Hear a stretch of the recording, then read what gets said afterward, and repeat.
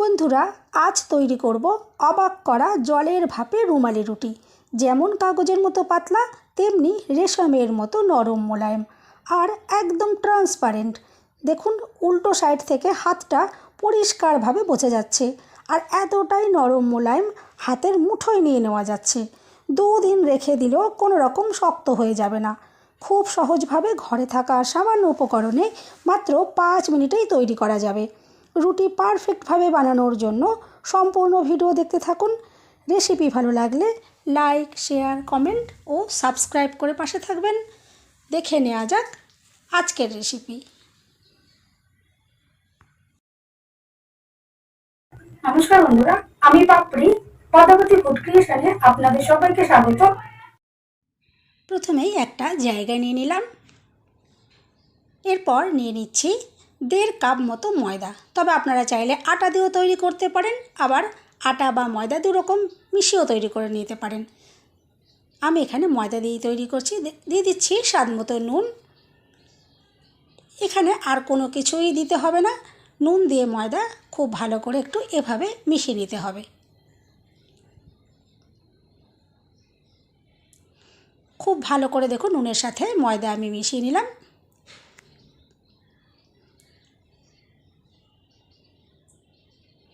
এরপর নিয়ে নিচ্ছি হাফ বাটির থেকে একটু বেশি হালকা গরম লিকুইড দুধ। এখানে অল্প অল্প লিকুইড দুধ দিয়ে মেখে নিচ্ছি।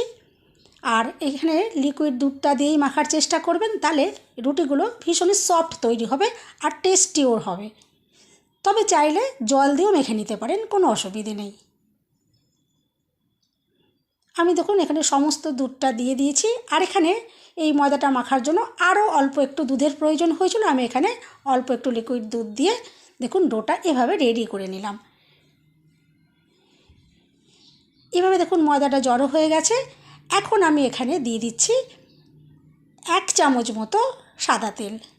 শুকনো ময়দার মধ্যে কোনো রকমের ময়ান দেওয়ার প্রয়োজন পড়বে না, কিন্তু ময়দাটা যখন এভাবে মেখে নেওয়া হয়ে যাবে ঠিক এই রকম সময় এখানে 1 চামচ মতো সাদা তেল দিয়ে ভালো করে মেখে নিতে হবে। বেশি তেল দিয়ে মাখার কোনোই প্রয়োজন হবে না।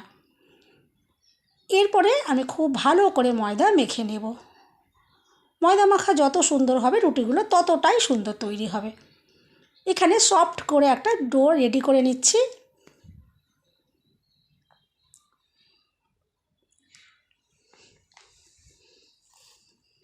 দেখুন খুব ভালো করে আমি ডোটা রেডি করে নিলাম।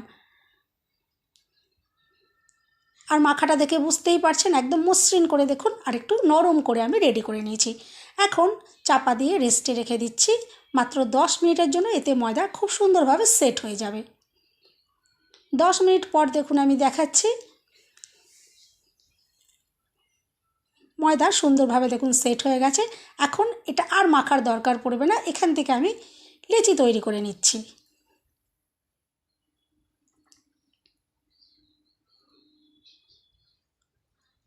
এখানে লেচিগুলো একটু ছোট ছোট করে আমি তৈরি করলাম। যখন রুটিগুলো তৈরি হবে অনেক বড় বড় হয়ে যাবে। একে একে লেচিগুলো সব রেডি করে নিচ্ছি। এরপর এখান থেকে একটা লেচি নিয়ে নিলাম আর হাত দিয়ে খুব ভালো করে একটু গোল করে তৈরি করে নেব।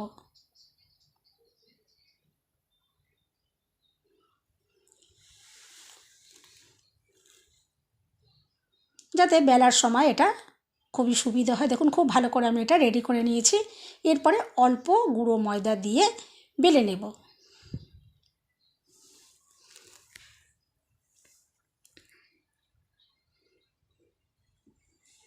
খুব বড় করে বেলছি না, একটু ছোট সাইজের আমি বেলে নিচ্ছি।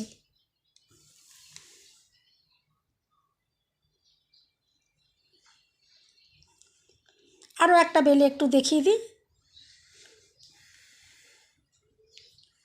এখানে প্রত্যেকটা লেচি ঠিক সমান মাপের করে একটু বেলে নিতে হবে, তাহলে পরবর্তী স্টেপটা করতে সুবিধে হবে।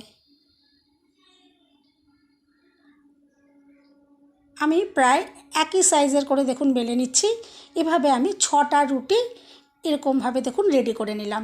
এরপর এখান থেকে একটা আমি রুটি নিয়ে নিয়েছি আর নিয়ে নিচ্ছি সাদা তেল। সাদা তেল দেখুন ওপর থেকে একটু এভাবে খুব সামান্য পরিমাণে নিয়ে ব্রাশ করে দিলাম।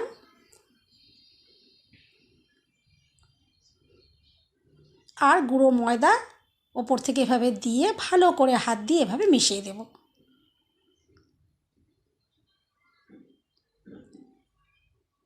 এরপরে ওপর থেকে আরেকটা রুটি আমি দিয়ে দিলাম।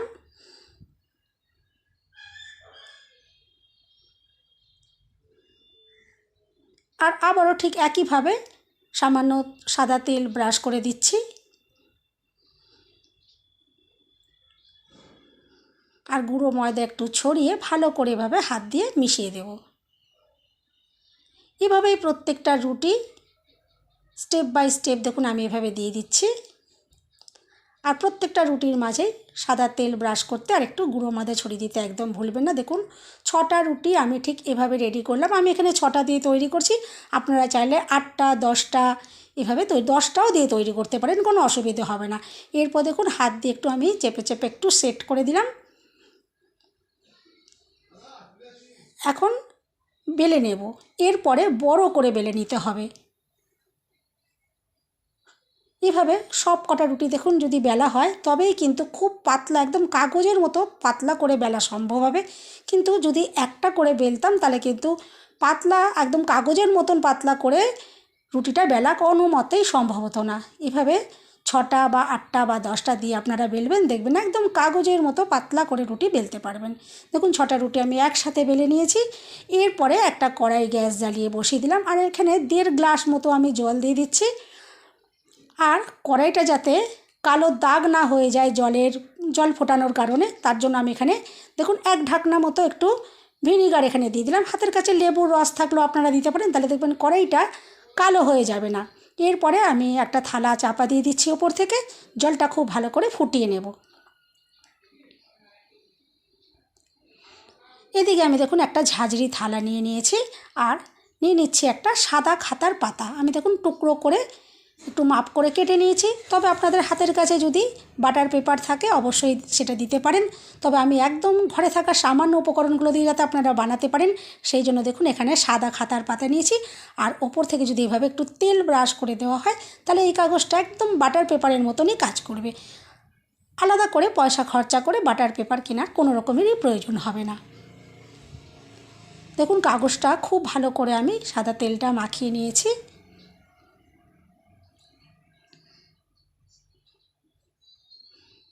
এভাবেই কাগজটাকে দেখুন আমি রেডি করে নিলাম।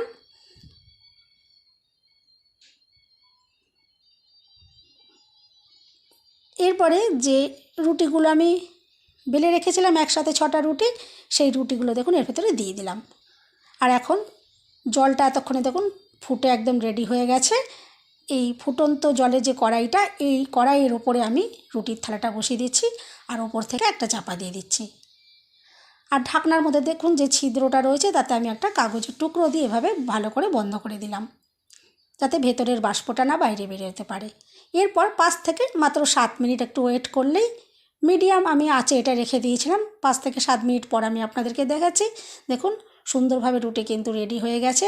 এরপরে আমি এটা নামিয়ে নিচ্ছি আর ঠান্ডা করে আপনাদেরকে দেখাবো। দেখুন কাগজটাও কত ইজিলি এখান থেকে বার করে নেওয়া গেছে। এরপরে রুটিগুলো সম্পূর্ণ ঠান্ডা করে নিতে হবে। গরম অবস্থায় এই রুটিগুলো কিন্তু সেপারেট করা যাবে না, তাহলে ভেঙে যেতে পারে। দেখুন লেয়ারগুলো দেখে তো বুঝতেই পারছেন কত সুন্দর আলগা আলগা হয়ে রয়েছে। আর এরপরে একটু খুব সাবধানে যদি এভাবে টেনে নেওয়া হয় দেখুন প্রত্যেকটা রুটি সুন্দরভাবে একদম সেপারেট হয়ে যাবে। আর গরম অবস্থায় কখনোই করবেন না, তাহলে কিন্তু রুটি ছিঁড়ে যেতে পারে। দেখুন আমি একে একে রুটিগুলো এভাবে সেপারেট করে নিচ্ছি। আর দেখে তো বুঝতেই পারছেন কতটা পাতলা তৈরি হয়েছে, একদম কাগজের মতন আর তেমনি নরম তুলতুলে। আপনারা যদি এই রুটিগুলো 2-3 দিন রেখে দেন তাহলেও কিন্তু কোনোভাবেই শক্ত হয়ে যাবে না। আর এই রুটিগুলো কিন্তু যেহেতু জলের ভাপে তৈরি করা হয়েছে তাই এরকম সাদা কালারের হয়েছে। এটা কিন্তু কোনোভাবেই কাঁচা নেই, ভাববেন না যে এটা কাঁচা রয়েছে, কারণ রুটির ছেঁড়াটা দেখলেই কিন্তু আপনারা বুঝতে পারবেন। যদি রুটিগুলো কাঁচা থাকতো তাহলে কিন্তু আমি যখন রুটিটা টুকরো করে দেখাবো তাহলে দেখতেন ওটা একটু দলা পাকিয়ে যাওয়ার মতন হতো, একটু ভিজে ভিজে বা একটু নরম নরম লাগতো। কিন্তু যেহেতু এটা সুন্দরভাবে তৈরি হয়েছে সেই জন্য যখন রুটিটা আমি আপনাদেরকে ছিঁড়ে দেখাবো দেখবেন একদম সুন্দরভাবে রুটিগুলো ছেড়ে নেওয়া যাচ্ছে। বন্ধুরা, রেসিপি ভালো লাগলে একটা লাইক দিতে একদম ভুলবেন না। চ্যানেলটা সাবস্ক্রাইব করে পাশে থাকার অনুরোধ রইল। সবাই সুস্থ থাকবেন, ভালো থাকবেন। দেখা হবে নেক্সট ভিডিওতে। ভিডিওটা শেষ পর্যন্ত দেখার জন্য সবাইকে রইল অসংখ্য অসংখ্য ধন্যবাদ।